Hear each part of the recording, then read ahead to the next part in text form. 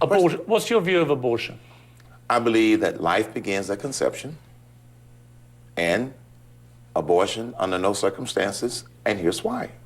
No circumstances? No circumstances. Because many of your fellow candidates, or certainly Yes. some of them, Yes. qualify that. They qualify, but... Rape and incest Rape and so and on. incest, but... Are you honestly saying, again, a tricky question, I know. That's a tricky question. But you've had children, grandchildren. Yes. If one of your female children, grandchildren, was raped, you would honestly want her to bring up that baby as her own? You're mixing two things here, Pierce. Why? Okay, you're mixing two things. But that's what it comes down to. No, it comes down to it's not the government's role or anybody else's role to make that decision. Secondly, if you look at the statistical incidence, you're not talking about that big a number. So what I'm saying is it ultimately gets down to a choice that that family or that mother has to make. Not me as president, not some politician, not a bureaucrat. It gets down to that family. And whatever they decide, they decide.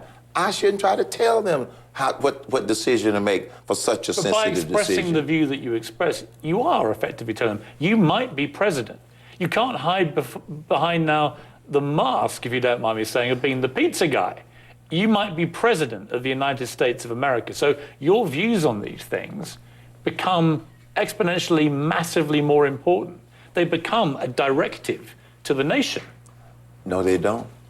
I can have an opinion on an issue without it being a directive on the nation. The government shouldn't be trying to tell people everything to do, especially when it comes to social decisions that they need to make. That's really interesting, though. That's Yes. a very interesting departure Yes. from the normal politics. Exactly.